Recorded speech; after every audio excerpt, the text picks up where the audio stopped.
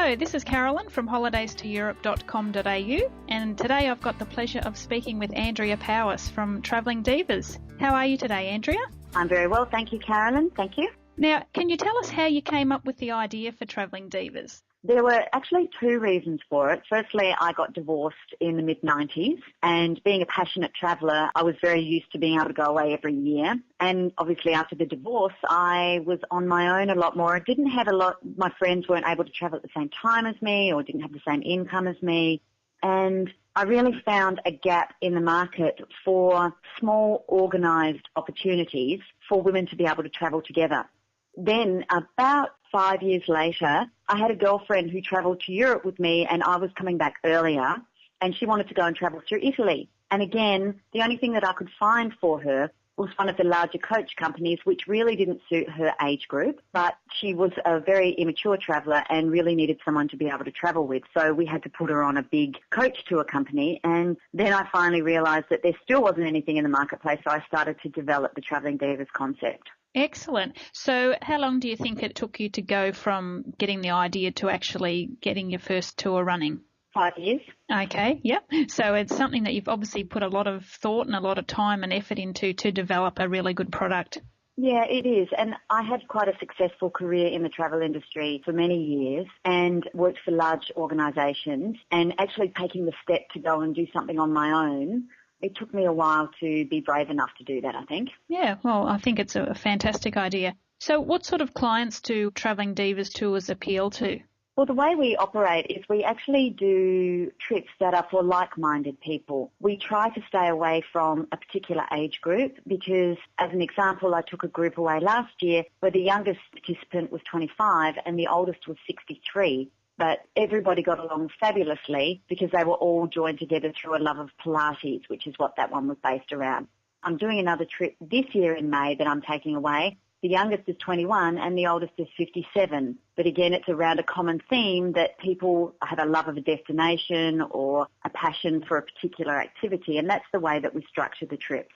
Great. Yeah, that's fantastic that you're able to offer those experiences to women of all ages. So you've got some really amazing tours and weekend getaways available, but let's just focus on your European tours for now. Can you tell us a little bit about some of the destinations that you visit? Well, in 2010, for Europe, I've focused on Italy because that is probably my favourite destination in the world. And I've taken two quite different regions. First of all, I have a trip called Divalicious Abruzzo, which I'm working on with some people I know very well here in Brisbane who specialise in that region.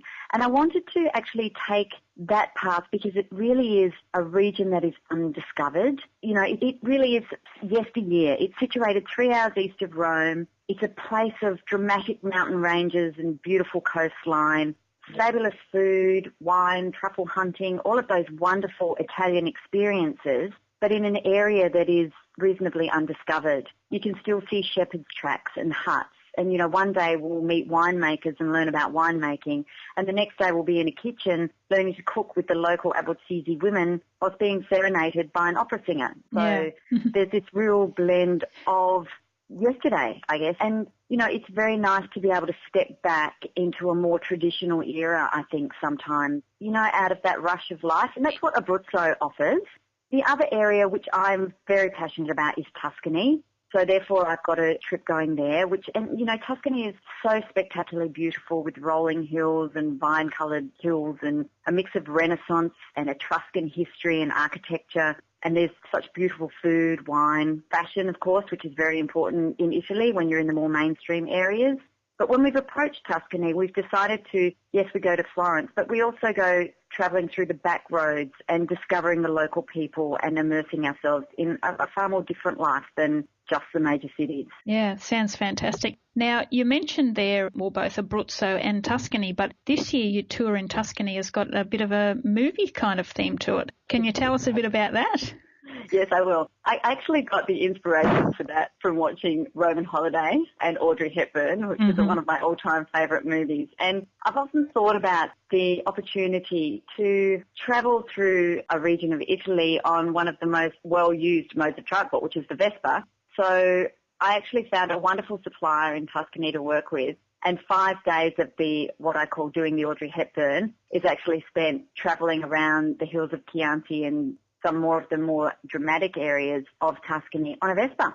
What an excellent experience for everyone. So what are some of the highlights that guests on the Audrey Hepburn tour will enjoy? Well, there's lots of them, but I'll just mention a few. Firstly, the accommodation that we've chosen is actually really quite beautiful and very surprising. In Florence, we stay in a lovely, what is a 3-star hotel, but actually they've done a fantastic renovation at the back with this beautiful 4-star level accommodation, which we will be accessing. And it used to be part of the Medici Palace, and it's really lovely. And then the other 2 stays that we have in Tuscany at the Borgo Fontebussi is a restored 18th century manor house, and we also stay in a former 16th century monastery in Pienza. So we've tried to find something which is really traditional rather than going for the modern. We also have a fantastic picnic lunch on the 4th day that we're actually travelling around, in the Baroni Ricasoli vineyards, and we actually spend time with Massimiliano Biaggi, who is the farm manager, and he is responsible for the 2,500 acre estate, and we actually take a picnic in his own backyard, and he's a passionate cook, so we actually spend time with one of the locals in their home for a special picnic that he's preparing for us. Oh, what a unique experience. Yes, it is. And then we continue on to Il Borro, which is the Tuscan village that the Ferragamo family has bought and completely restored, and we spend some time there. And then we spend time in Siena and also Pienza, which are 2 fantastic villages and cities in Tuscany. And so that's just a few of the highlights that we have. Yeah, sounds like a wonderful tour. So what are some of the things that you personally enjoy most about taking others to some of these fantastic destinations around the world?